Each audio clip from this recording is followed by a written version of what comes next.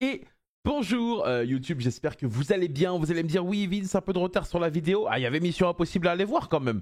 Il y avait Mission Impossible à aller voir. Non, je plaisante, c'est juste, malheureusement, je n'ai pas forcément eu trop le temps. Mais nous sommes bien là aujourd'hui pour continuer cette nouvelle série de vidéos. On est à 10 jours du championnat de France. Et le thème d'aujourd'hui sera évidemment 5 raisons de jouer Ryzeal Mitsurugi, qui est le deck évidemment le plus attendu dans la salle par les joueurs, quel que soit leur niveau. C'est un deck qui est extrêmement puissant et un deck que tout le monde veut soit attraper, soit potentiellement maîtriser. Comme d'habitude, si ça vous intéresse, n'hésitez pas à vous abonner. Je vous rappelle que dans 10 jours, le championnat de France, vous pourrez le suivre évidemment sur ma chaîne Twitch. On va se regarder ça, ça va être grave sympa. Il y aura évidemment tout ce qui est bingo, tout ce qui est concours. Et on aura un suivi en temps réel du parcours des Français. Ça va être trop bien. On est parti, mesdames et messieurs, et vous avez déjà la première carte qui va illustrer la raison numéro 5 sur votre écran. C'est évidemment Ice Ryzeal. La première raison de jouer ce deck-là, c'est qu'il y a peu de théorie à faire. Pourquoi il y a peu de théorie à faire? Vous le savez, à Yu-Gi-Oh!, il y a le travail pratique lorsque vous avez le deck entre les mains pour maîtriser les match-ups, savoir quoi sider, savoir quoi jouer à quel moment, etc. Mais il y a aussi un travail de théorie qui est fait en amont avant même de prendre le deck en main pour choisir vos free spots, pour choisir vos cartes d'engine, pour choisir pas mal de choses. Et la chance que vous avez si vous voulez jouer ce deck-là, c'est que tout est déjà fait. Tout est quasiment déjà fait. Le deck ne fait que gagner aux États-Unis. Il a remporté un YCS. Pour ceux qui ont vu, en régional, on s'aperçoit qu'en top 8, il y en a souvent 3, 2, 3, voire même peut-être 4 en fonction. Et même si effectivement Mitsurugi Pure et Malice sont les deux autres decks qu'on attend vraiment au tournant, le deck aujourd'hui qui est parfaitement fait, parfaitement complet, c'est celui-ci. Ça peut être une force comme ça peut être une faiblesse, parce que du coup les gens vont savoir comment le contrer. Mais globalement, c'est un gain de temps qui est assez énorme, notamment si vous travaillez, que vous n'avez pas forcément énormément de temps à mettre dans le jeu tous les jours. C'est quelque chose qui évidemment n'est pas négligeable. Donc c'est la première raison de jouer évidemment ce deck-ci. Et la vérité, c'est que c'est plutôt une bonne raison, hein. C'est-à-dire que le gain de temps n'est vraiment pas négligeable, mesdames et messieurs. Raison numéro 4, tout le monde ne joue pas la carte qui détruit votre deck, c'est-à-dire Droll. En gros, tout le monde, jusqu'à la fin de ce week-end, ou presque, avait envisagé de jouer Lurluberlu et Oiseau de Verrouillage en main deck. Pour ceux qui ne connaissent pas, je vais quand même répéter, même si la plupart d'entre vous connaissent, Lurluberlu, il dit que lorsque vous ajoutez une carte depuis votre main deck à votre main, votre adversaire va le défausser en résolution pour faire en sorte que vous ne puissiez plus faire cette action du tour. Attention, évidemment, Androphase, il ne peut pas le faire, donc c'est pour ça que le deck, des fois, va aller tuto Androphase, notamment grâce à Prière Mitsurugi. Globalement, c'est un très gros contre-deck. Si on ajoute ça en plus d'Emile Charmy, ça fait vraiment beaucoup. Et l'idée, c'est que quelqu'un qui veut vraiment abattre votre deck, il a juste à jouer Droll, plus d'Emile Charmy, et il aura quand même de très grosses chances. Le problème qu'il aura, c'est que du coup, il sera un peu plus... comment dire, un peu plus faible contre les autres decks, puisque les free spots qui détruisent Mitsurugi sont très faibles, potentiellement, notamment contre Malice, ou alors peut-être aussi contre Mitsurugi Pure, ils sont pas forcément top. Donc du coup, là, avec l'arrivée de Mitsurugi Pure, les gens doivent trouver un juste milieu.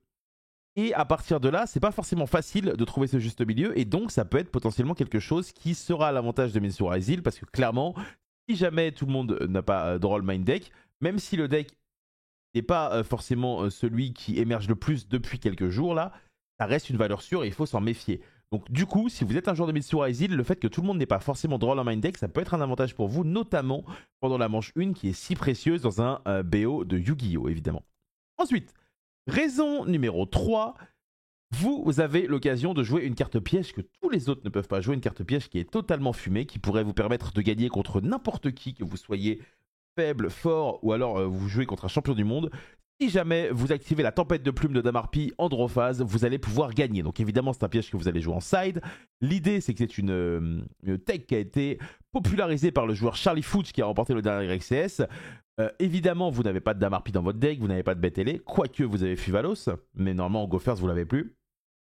L'idée, c'est que vous allez avoir accès à une Xyz de 4 qui s'appelle Castel, le mousquetaire ciel, qui est une bête ailée. Et donc, globalement, vu que vous jouez les Ryzeal et que les monstres d'Anjin Mitsurugi hors rituel sont de niveau 4, c'est assez simple à faire. Donc, l'idée, c'est que vous allez réussir à avoir 2 monstres de niveau 4, placer la tempête de plume d'Amarpi, et donc, pendant le tour adverse, votre adversaire n'aura pas le droit de faire des effets de monstres. Inutile de vous dire que la majorité des joueurs ont envie de faire des effets de monstres pendant leur tour.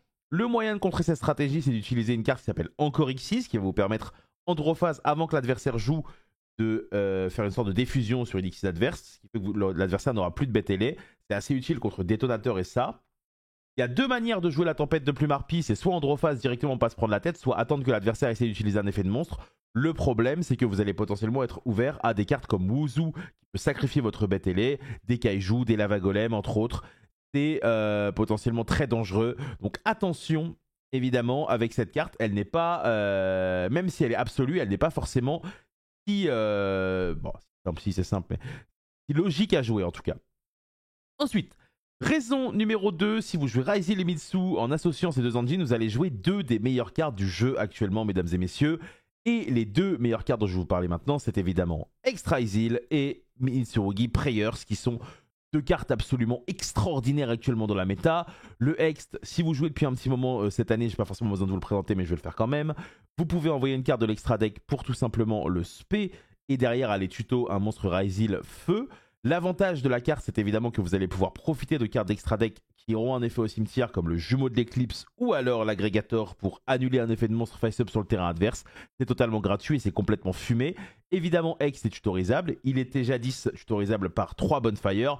Aujourd'hui, on n'a plus qu'une Bonfire, mais on a la nouvelle 7ème Tachyon qui nous permet potentiellement d'aller la chercher si vous jouez le numéro 104 Masquerade dans votre extra deck.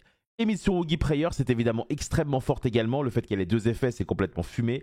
C'est à la fois un Monster Reborn en magie rapide et un renfort de l'armée, entre guillemets. Le fait de pouvoir combiner les deux effets et surtout de le faire en draw phase pour éviter que l'adversaire vous fasse draw, c'est vraiment très très fort. Ça vous permet d'avoir potentiellement un body 4 directement en draw phase. Donc clairement, jouer ces deux cartes-là, c'est effrayant pour vos adversaires. Et certes, du coup, on va avoir peut-être moins de starters, on va être peut-être plus sensible à la brique puisqu'on doit associer les deux engines, mais globalement, on a quand même pas mal de cartes pour faire le pont. Le roi des lutins sauvages peut vous permettre de faire passer des Raizil en passant par un monstre X64 jusqu'au Mitsurugi, et inversement, le Dragus Lion de niveau 8 vous permet de passer des Mitsurugi jusqu'au Rizéal. Donc globalement, le deck est vraiment très très très bien fait et c'est quelque chose qu'on adore évidemment. Ensuite, la raison numéro 1 de jouer Mitsurugi Raizil, excusez-moi, je vous enlève cette Prayer qui vous gâche l'écran, c'est évidemment de jouer le deck le plus explosif de la méta. Certes, vous allez être attendu, ça peut être une faiblesse, mais vous allez également jouer un deck qui est terrifiant, même si votre adversaire est armé, surtout si vous gagnez OD. Le Go First de ce deck est exceptionnel. Le Go First a énormément de force et, évidemment, comme plein d'autres decks, vous met un T1 qui n'est évidemment pas remontable si vous arrivez correctement à faire vos combos et à associer les deux engines. Vous bénéficiez de Detonator qui est extrêmement fort, même à 1, et qui du coup reste une valeur sûre dans cette méta. Le terrain Raizil est évidemment extraordinaire. Le fait d'avoir un Rageki pendant le tour adverse avec Murakumo est également extraordinaire. C'est vraiment quelque chose qui est très très fort. Quand vous avez la full combo en fin de tour, vous avez la possibilité d'aller chercher un Nibiru si vous jouez le Galant de Granit, ou alors de piocher 2 cartes. Et vu que vous avez vidé votre engine du deck, vous allez forcément piocher des free spots. Un peu le même principe que Challenger Mystérieux pour ceux qui ont joué à l'époque sur Hearthstone, où on vidait le deck de tous les secrets, puis on piochait forcément le Docteur 7 ou alors le Tyrion sur T7 et sur tour 8. C'était quand même quelque chose qui était vraiment très très bien. Voilà globalement pourquoi c'est intéressant de jouer Raizil Mitsurugi lors du championnat de France. C'est un deck qui est très très attendu. N'hésitez pas à me dire si vous pensez que ça va être le deck le plus représenté peut-être au championnat de France. Moi je pense que c'est Malice qui reprendra le plus de slots en top cut. Mais c'est quand même assez intéressant de discuter. Comme d'habitude évidemment, n'hésitez pas à vous abonner. Nous on se retrouve demain en stream à partir de 11 h. Et je vous souhaite à tous une très très bonne soirée. Prenez soin de vous. Au revoir.